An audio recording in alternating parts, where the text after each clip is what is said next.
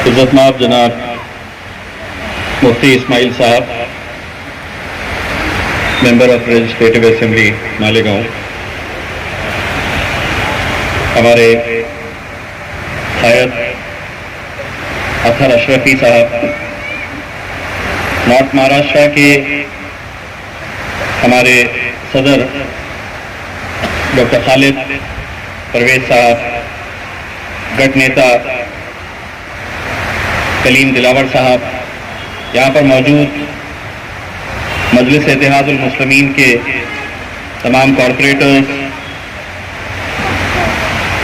मालेगांव के बुजुर्गों, नौजवानों, साथियों, मैं यहाँ पर एक पोस्टमैन की हैसियत से आया हूँ।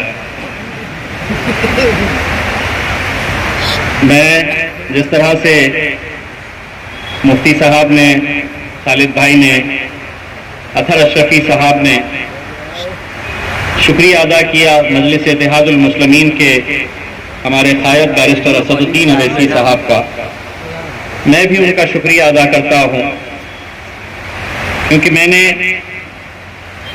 असद भाई की उस तड़प को महसूस किया जो पिछले 2 महीनों से वो लगातार इस जद्दोजहद, इस कोशिश में लगे हुए थे कि कब ये वेंटिलेटर्स आए, कब ये ऑक्सीजन कंसंट्रेटर्स आए और हम इसे औरंगाबाद, मालेगांव और धुलिया पहुंचा सके। एक बहुत बड़ा कंसाइनमेंट कोरोना से लड़ने के लिए जो जो इक्विपमेंट्स की जरूरत होती है वो सिर्फ महाराष्ट्र के इन 3 शहरों में आया है, ऐसा नहीं है।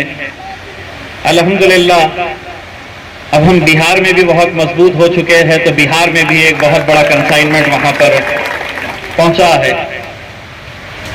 लोगों को यह यकीन नहीं हुआ बिहार के अंदर, क्योंकि उनकी आदत थी, उन्होंने इतने सालों से यही देखा था कि इलेक्शन के वक्त लोग आते हैं, बातें करते हैं और चले जाते हैं। अब उन्हें एहसास होता है कि वो कोई और है, ये तो हमारे अपने हैं। अभी कुछ देर पहले सबसे पहले तकरीर करते हुए अयाज हलचल साहब ने अपनी तकरीर की शुरुआत इस बात से की कि इस मुल्क के वजीर आजम नरेंद्र मोदी को इस बात की फिक्र नहीं है कि मालेगांव की आवाम इस बीमारी से कैसे निपट रही है, क्या कर रही है। मैं अयाज भाई आपको एक बात कहना चाहता हूं, आपकी नाराजगी भले ही वजीर आजम से होगी, मोदी साहब से होगी, और ये बात भी सच है कि उन्हें फिक्र नहीं होगी कि यहां पर लोग कैसे इस बीमारी से निपट रहे हैं। लेकिन अयाज भाई, एक बात हम सभी लोग जानते हैं और मानते हैं, जिसका कोई नहीं उसका तो खुदा होता है।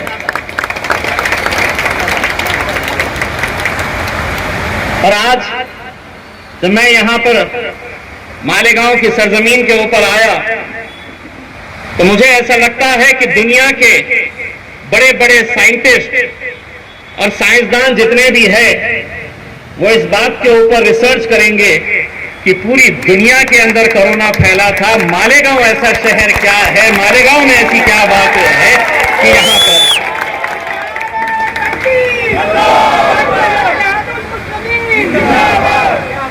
और इसका जवाब यह है, आज अगर सबसे पहले कोरोना अगर मालेगांव के अंदर खत्म हुआ तो वो महज इसलिए खत्म हुआ कि हमने हमेशा अपनी मस्जिदों को आबाद रखा है, अस्पतालों को हमने आबाद होने नहीं दिया। आज लोग हमसे भी पूछते हैं, कई अधिकारी हमसे ये सवाल करते हैं कि देखिए मालेगांव के अंदर लोग खुलेआम घूम रहे हैं, लोग मास्क नहीं लगाते हैं, उन्हें क्या पता है कि दवाइयों से ज्यादा दुआओं के ऊपर हमारा इत्तेहाद है। बिल्कुल एहतियात करनी चाहिए, और जितनी एहतियात जब वक्त की जरूरत थी उस वक्त हम सब ने किए थे। लेकिन ना जाने सरकारों ने, प्रशासन ने एक ऐसा माहौल तैयार कर लिया था कि अपनी मर्जी के हिसाब से जो जैसा चाह रहा था वैसा कानून लाद रहा था। मेरे अपने शहर औरंगाबाद में मुफ्ती साहब हर रोज में लड़ते लड़ते परेशान हो गया। अब तो ब्लैक लिस्ट में आ गया हूं मैं ऑफिसर्स के। अब उनको भी एक बात समझ में आ गई है, अच्छी तरह से बात करेंगे, समझ में आई तो ठीक, नहीं तो मजलिस इत्तेहादुल मुस्लिमीन के हम सांसद है, समझाते समझाते अगर तुमको ये बोल दे कि अता माझी सटक ली, तो ये भी आप अच्छी तरह से जानते हैं। मैं आप लोगों से सिर्फ इतनी इल्तिजा करने के लिए आया कि हमारे कायद बैरिस्टर असदुद्दीन अवैसी साहब को अपनी दुआओं में जरूर शामिल रखिएगा। मैंने उनकी तड़प मालेगांव के लिए ये सामान जो है, ये 5 दिन पहले मुफ्ती साहब ये औरंगाबाद पहुंच गया था, लेकिन पिछले कुछ दिनों में आपको पता होगा कि मेरे शहर के छोटे छोटे दुकानदारों को उनकी दुकानों को सील कर दिया गया था और वो सील खोलने के लिए हजारों रुपए की फाइन, जुर्माना देना पड़ रहा था।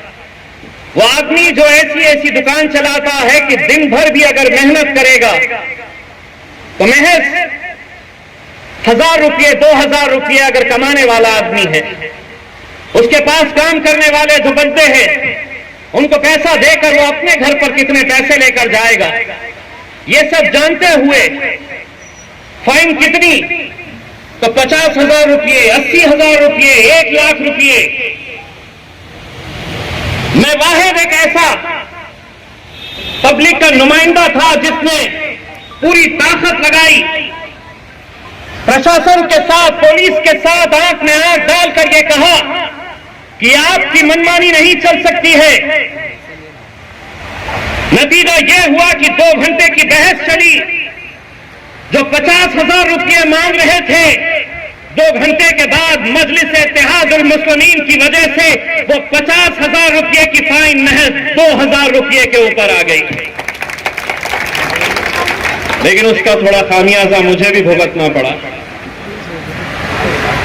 मेरे ऊपर केस लाद दिया गया, एफआईआर रजिस्टर कर दी गई, 2 नॉन बेलेबल कलम ऐसी लगा दी गई कि जिसके अंदर जेल जाना तय है।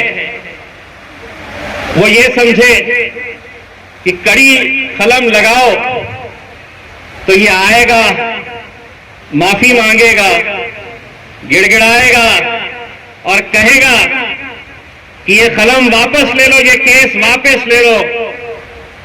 मजलिस इत्तेहादुल मुस्लिमीन है, अगर आवाम की खिदमत करते करते अगर जेल जाने का भी वक्त आया तो अल्हम्दुलिल्लाह सीना चौड़ा करके जाएंगे, लेकिन खिदमत करते रहेंगे। ये सीख हमें बैरिस्टर असदुद्दीन अवैसी साहब की तरफ से मिली है। यही काम अल्हम्दुलिल्लाह आज मालेगांव में कितनी मुश्किलों, कितनी दुश्वारियों के बीच में हमारे मुफ्ती साहब, हमारे खालिद भाई, हमारे तमाम कॉरपोरेटर्स, मैं महसूस कर सकता हूं कि जिस शहर के अंदर मजलिस इत्तेहादुल मुस्लिमीन के कॉरपोरेटर्स हैं, उन लोगों को कैसी कैसी दुश्वारियों का सामना करना पड़ता है। सभी राजनीतिक पार्टियों ने यह तय करके रखा है, चाहे वो कांग्रेस हो, राष्ट्रवादी हो या शिवसेना हो, हम सबको पैसा देंगे, लेकिन जहां मजलिस के लोग हैं हम वहां पर पूरी रुकावटें पैदा करेंगे। और यही काम सिर्फ कॉरपोरेटर्स के हद तक किया जा रहा है ऐसा नहीं है। मुफ्ती साहब को भी कैसी तकलीफें दी जा रही है, उनको फंड सैंक्शन करवाने के लिए कैसी परेशानियों का सामना करना पड़ रहा है, ये हम महसूस करते हैं। और दिल्ली में ये मैं भी महसूस करता हूं। जब ये तय कर लेते हैं कि हम सबको देंगे, इसको नहीं देंगे, इसको मतलब मुझे नहीं देंगे, वो तकलीफ इस बात की है कि पहले तो एक शेरवानी थी जो बोलती थी, अब दो आ गए और दोनों के दोनों बोलते हैं। ये तकलीफ है। बड़ा उनका चेहरा देखने जैसा होता है। ये कहते थे ये जो हैदराबाद की शेरवानी है, ये जो एमपी है, ये कितना भी कर ले, ये एक है तो एक ही रहेगा।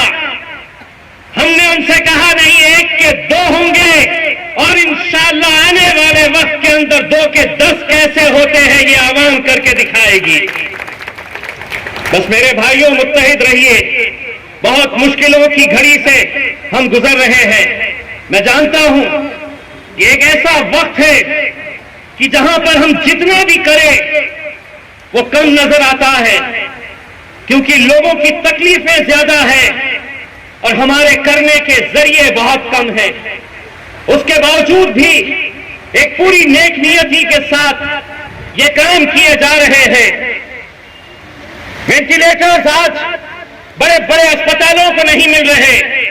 ऑक्सीजन कंसंट्रेटर्स पूरी दुनिया के अंदर अगर ऑर्डर कर दे तो नहीं मिल रहे। जिस रेट के अंदर ये मिलना चाहिए, आज उससे 4 गुना रेट के ऊपर ये ऑक्सीजन कंसंट्रेटर्स पूरी दुनिया से अगर आप मंगाएंगे तो उतने रेट के अंदर मिल रहे हैं। असद साहब ने जब 1 महीना पहले ये कहा कि कैसे रेट इसके बढ़ा दिए गए हैं, तो मैंने कहा कि असद भाई, इतने महंगे रेट के अंदर तो क्या हम मंगा रहे हैं? उन्होंने कहा हाँ, क्योंकि इस वक्त पैसा मायने नहीं रखता है।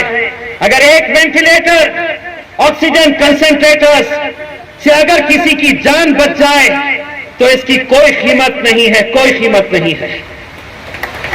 क्योंकि आज इंसानी जान बहुत मायने रखती है। लेकिन हमने देखा है कि कैसे हम चिल्लाते रहे। मैं पिछले 5 साल जब असेंबली में था, मैं चिल्लाता रहा कि अस्पतालों के ऊपर पैसा खर्च करो। 200 बेड का हॉस्पिटल मेरे औरंगाबाद शहर में 2013 के अंदर सैंक्शन हुआ था, लेकिन महज एक 7 एकड़ जमीन चाहिए थी, नहीं मिल रही थी। जब एमपी बना, हाई कोर्ट के अंदर पीआईएल फाइल करी और अल्हम्दुलिल्लाह ये बात बताते हुए खुशी हो रही है कि इंशाअल्लाह ये 200 बेड का एक नया हॉस्पिटल, सरकारी हॉस्पिटल, अगले 8 दिनों के अंदर इसका काम शुरू होने वाला है 110 करोड़ रुपए की लागत से। हम कोशिश कर रहे हैं और कामयाब भी हो रहे हैं। कोशिश हमारी है और कामयाबी इसलिए मिल रही है कि आप लोगों की दुआएं हमारे साथ हैं। बस आप लोगों की दुआएं हमें चाहिए और हमें यकीन है कि फिर चाहे जितनी भी मुश्किलें आए, जितनी भी परेशानियां आए, हम इंशाअल्लाह उसका मुकाबला करेंगे। हम सब मिलकर इसका मुकाबला करेंगे इंशाअल्लाह। मैं जाते जाते हमारे खालिद साहब को ये बताना चाहता हूं कि अब बहुत हमने भी तकरीबन 1.5 साल से हम सब अपने अपने तौर के ऊपर लोगों की खिदमत करने के अंदर लगे हुए थे, लेकिन अब हमें हमारे आने वाले इलेक्शंस, पार्टी के जो प्रोग्राम्स है, नॉर्थ महाराष्ट्र की जिम्मेदारी खालिद साहब के पास है। मैं खालिद साहब को एक पत्र लेकर आया हूं महाराष्ट्र के सदर की हैसियत से। इस पत्र के अंदर, इस लेटर के अंदर हमने खालिद साहब को ये पूरा इख्तियार दिए है कि नॉर्थ महाराष्ट्र के अंदर जहां कहीं बॉडी बनानी है आप बनाइए, किसको निकालना है आप निकालिए, किसको लेना है आप लीजिए।